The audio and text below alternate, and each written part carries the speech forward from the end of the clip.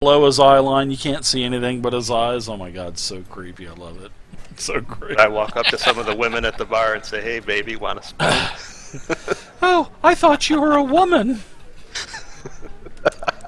Because you were fluttering your eyes everywhere and you were wearing mascara.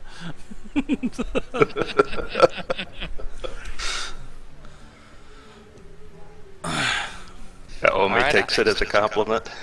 I turn my chair around and peek through the curtains as I eat, watching Omi, seeing if he gives us any kind of signal. Sure. Yeah. As you use the scroll, it dissipates and turns to dust in your hand, as does the scroll tube. They were magically bonded together. Now, as you glance through the curtains, sort of like a stagehand, you notice a lot of things that are glowing. A lot of things, some things that your comrades or your group mates, they have small little vials, and you can see this same little aura on a lot of the other individuals. And at most of the tables, you can see some things that have this aura to them, whether it be pretty much all small items. Nothing massive standing out. Not the what you can see. Why don't you go for a walk around the room while you have that magic used and see and try to get details about everything you see.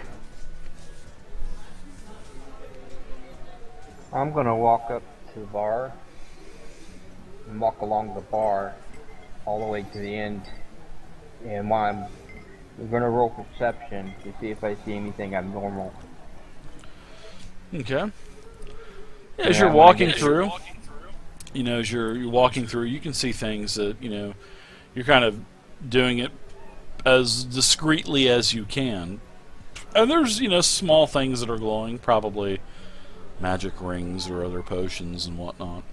And it's pretty much at every table and at the bar. And as you're looking at all of the bar, the walls and whatnot, you don't see anything. Not on the walls. Nothing. None of the paintings or any of the tapestries on the wall, or any of the mounted beast heads, for that fact. None of them are glowing with this radiant aura.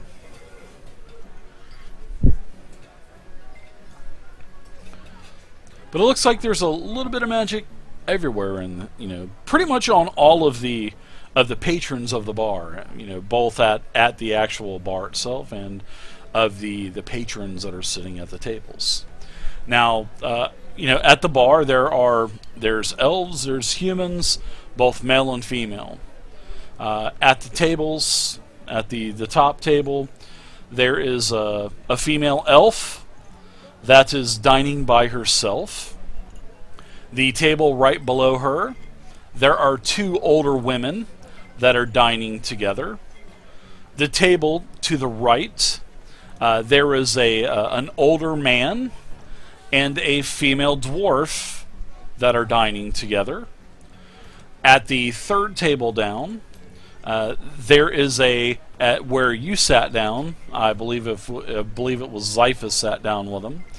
There is a male half-elf that is eating, and something about his table, he had about 15 different plates of food. He had an enormous amount, probably an enormous appetite, but he was just going to town on all of these different plates at one time. And when you sat down, it kind of threw him off a rhythm a little bit, and he kind of grunted a little bit. Yeah, he was kind of standoffish a little bit. He was. Now the table all the way down to the far south, there were three giddy little halflings dressed in all kinds of bright motley colors, and they're drinking and hooting and hollering and having a good time down there. And then in the very corner, the opposite corner of where you guys are at, in the Delmonica room, the finest room in Madame Friona's tea kettle, there is a dragonborn. And you're not too sure if this dragonborn is a male or a female. You just really can't tell. But it seems like everybody's kind of keeping their distance away from from this dragonborn. Usually, dragonborn don't have the best reputation. So those are basically that's everything that you see inside Madame Free, and of course the troubadour that is dancing by the fire pit on the wall. His name is Banderas. He's a ladies' man.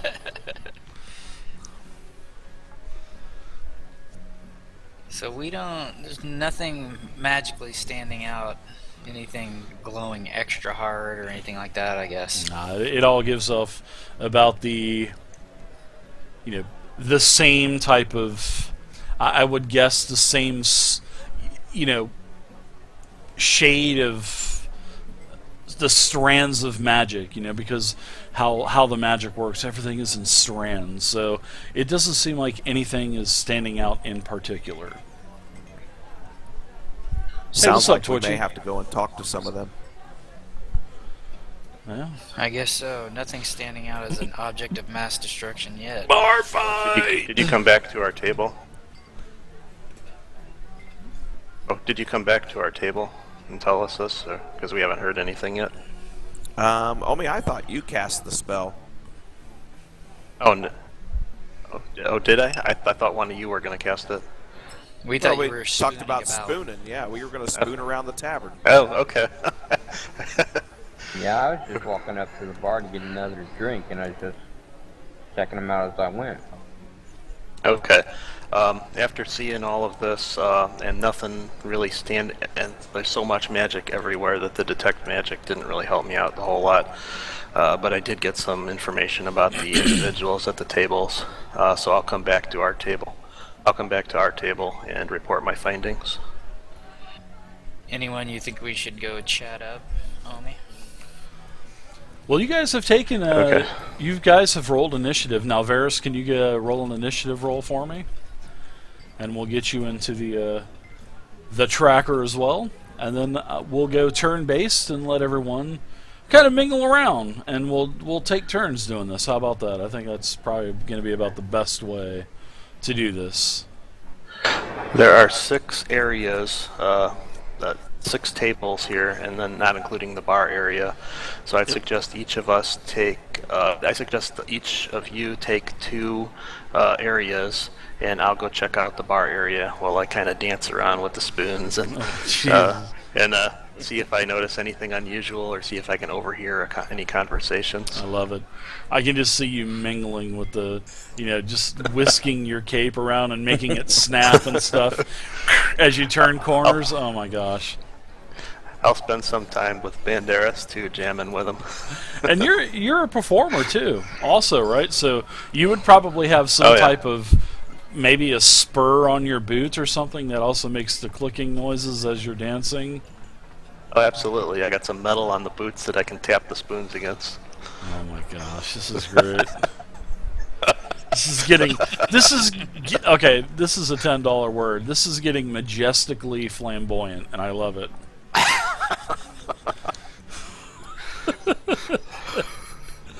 Alright, Varys, do you know how to do an initiative check? Have you used Fantasy Grounds yet, Varys? I speak several languages. Initiative check, Varys. Yeah, you roll d20. Roll that on your sheet, and it'll add it to the tracker, and then we'll see where you land up there. Perfect. All right, Omi, you've got the highest initiative. Let's see what you're doing as you're mingling around. All right, I'm gonna just head down this direction, so very slowly, just playing the spoons, heading over to the troubadour. Jam with him a little bit. Kind of while I'm doing that, I'm kind of looking around for anybody doing anything that would raise my rogue thief instincts. Sure. And try to overhear any conversations while I'm doing that. And if I do overhear something interesting, I'll slow down and play a little softer on the spoon so I can hear it. Twitchy, quit trolling, Twitchy. So as you're mingling around, go for it. Sorry. Oh, I was just gonna. Before I left everyone, I told everyone, let's meet back at the table here in about a half an hour or so. Ah, good idea. Very nice. And don't forget, you guys also have inspiration tonight. And just for the record, just let me know beforehand when you want to use your inspiration. And I've also been known to allow other uses for inspiration as well if the player is creative enough. Sometimes I'll say, sure, you can do that reroll or something like that. But most of the time, just let me know when you're going to use it ahead of time. All right. So as for you, Omi, as you're majestically, flamboyantly twirling around, making eye contact with everybody, you make your way over towards Bandettas.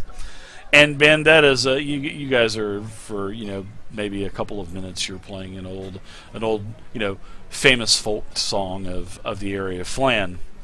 And he looks over at you and he goes, "Stay thirsty, my friend. Go and get me a drink while you're twirling around over by the bar. Grab me something to drink, will you? I'm getting thirsty over here." It seems like you got it, buddy. I'm doing all of the work, and you are just clicking these two pieces of metal together. What in the hell type of music are you? You are ruining the masterpiece of Bandettas, my friend. I'm trying to pick up women here.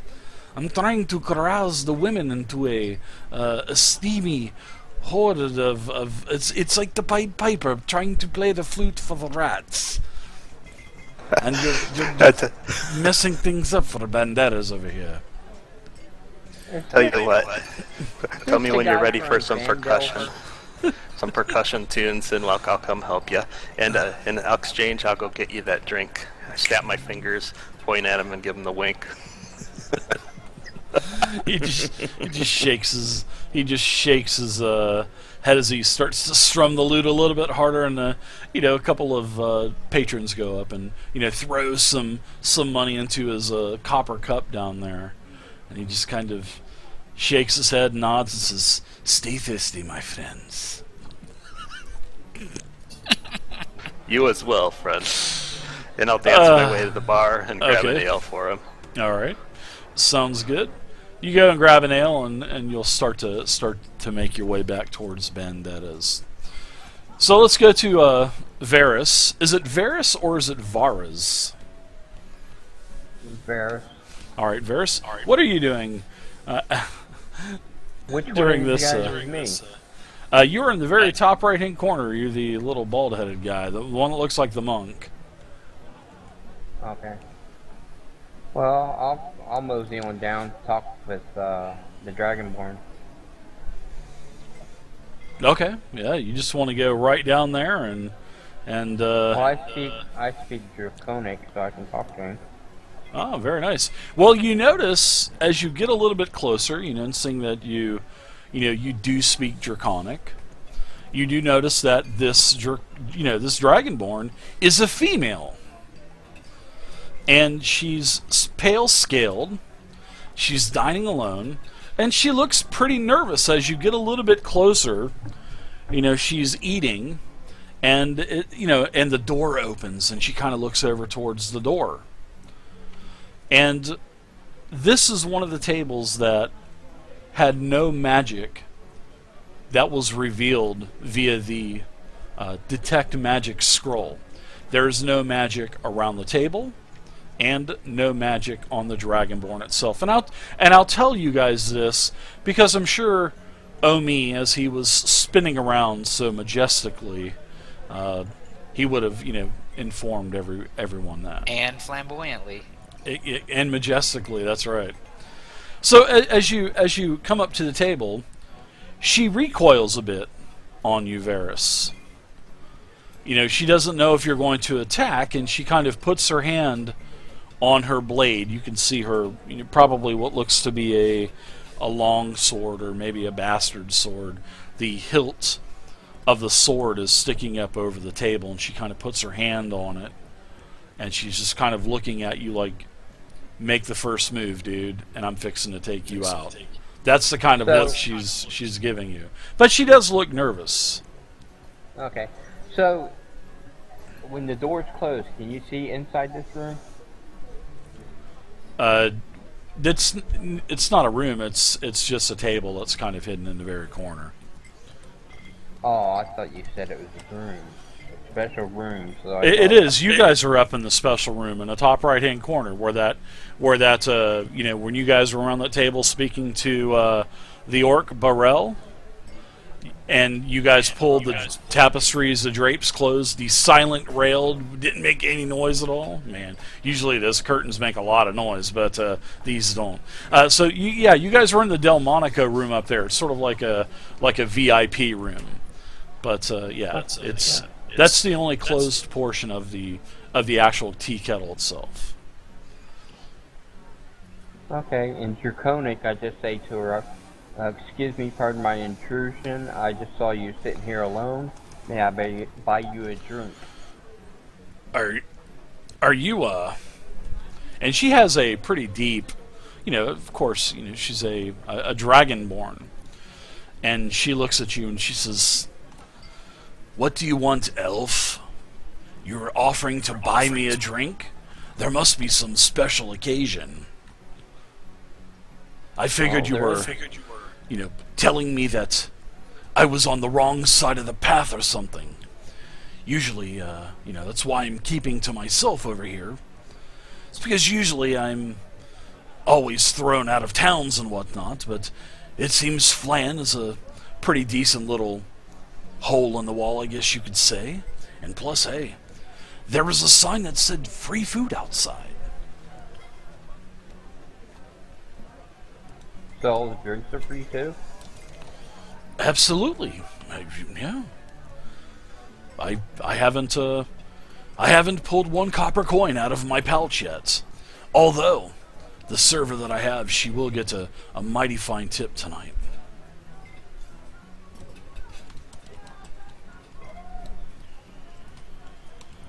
Well, I am a scholar, and I just wish to learn things, and I'm new in town, and I am interested in your kind. You are interested in the dragonborn, and what interests you? Or does it are the stories of us being foul, poison-breathing, flesh-eating creatures that eat little children for breakfast? Is that the type of story you want to hear? I can give you one if you'd like. No, not that. I do not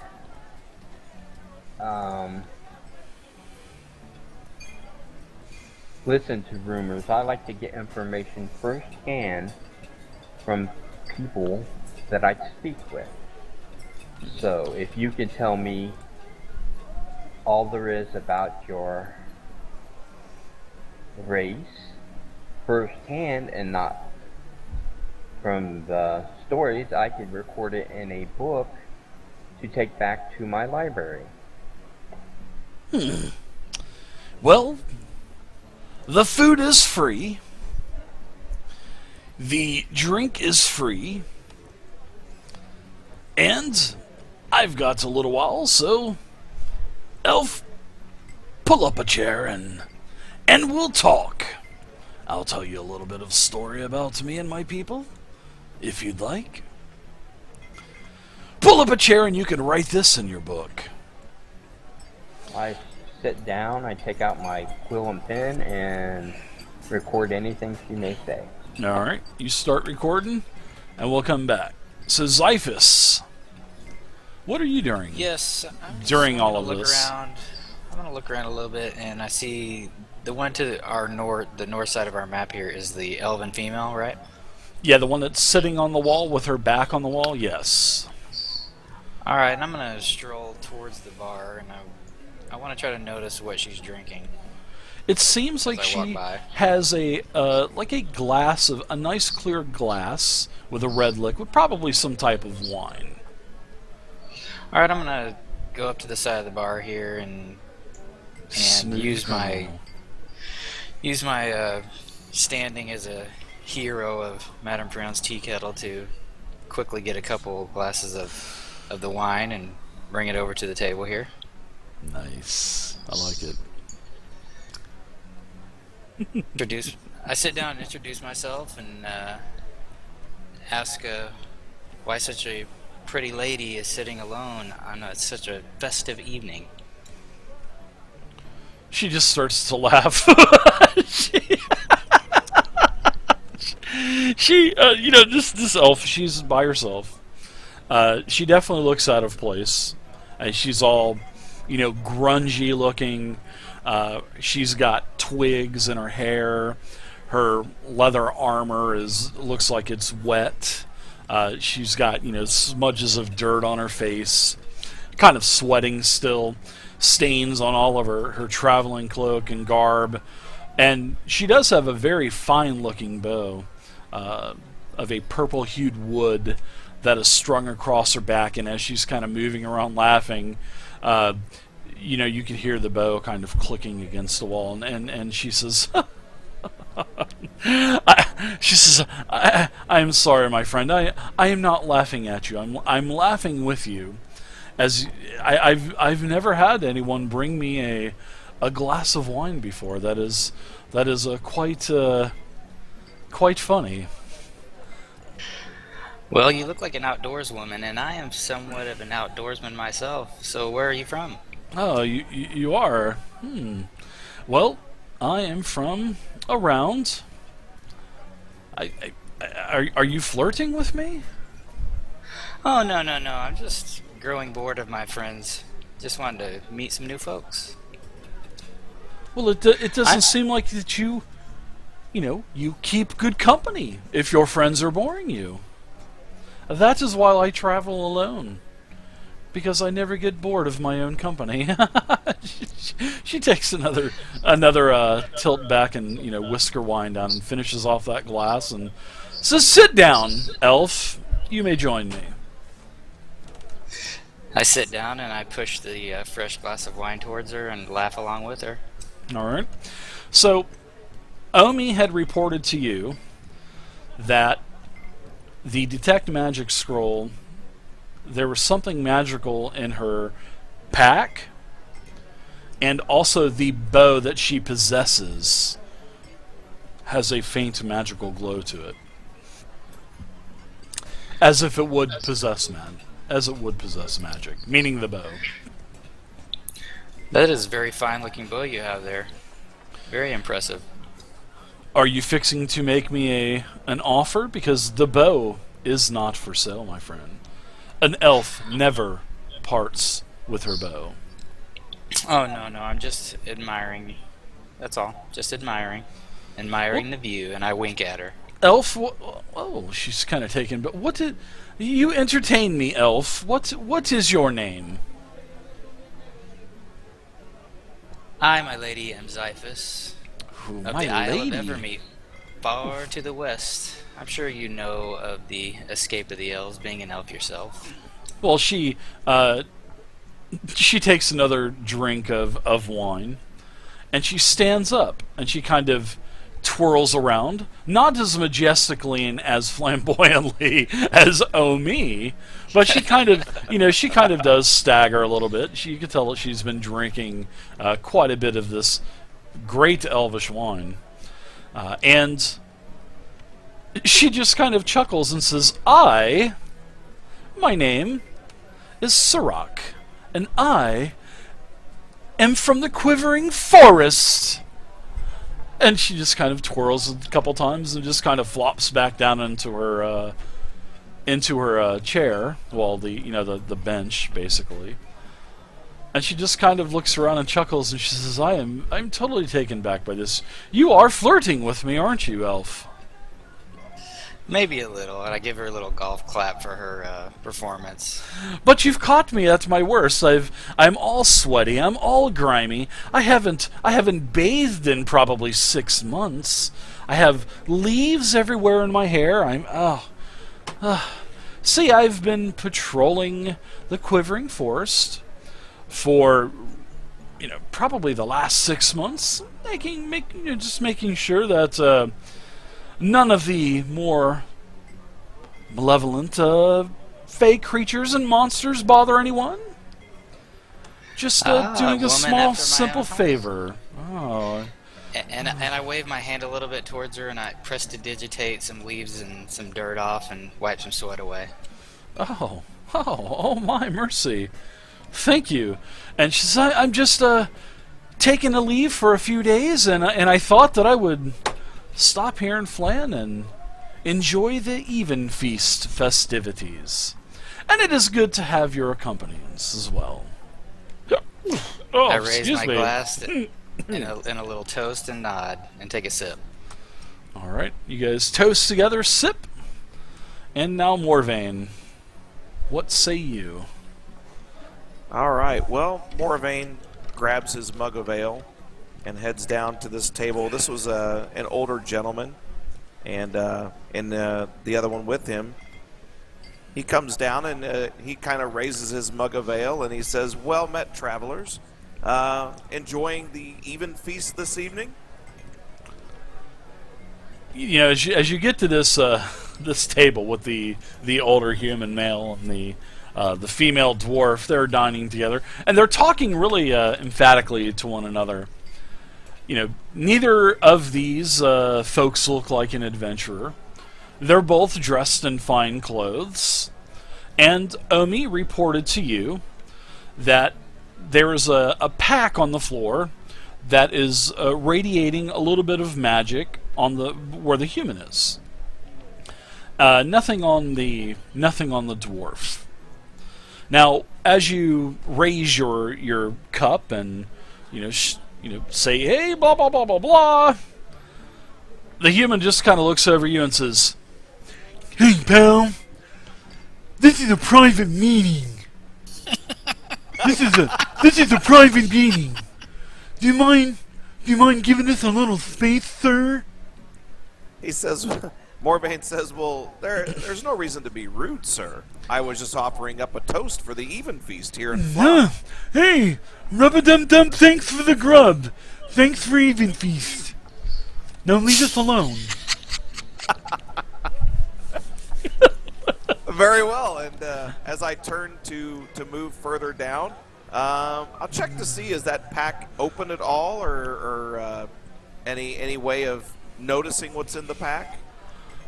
No, not noticed. No, it's closed. It's like one of those. We'll say it's not a 1990s hip sack, so it's nothing like nothing like that. It's more like It's not a fanny pack. It's not a fanny pack like what your grandmother would wear or anything like that to keep her Kleenex in, like what mine did.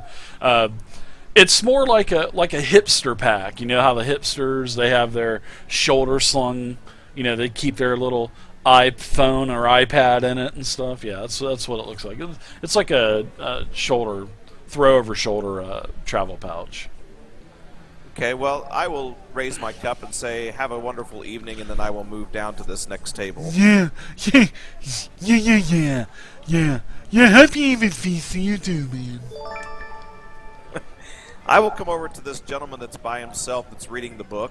Lutton, thank you very much for the follow. I'll come up to the table and just tell him the same thing. "Happy Evenfeast to you, sir.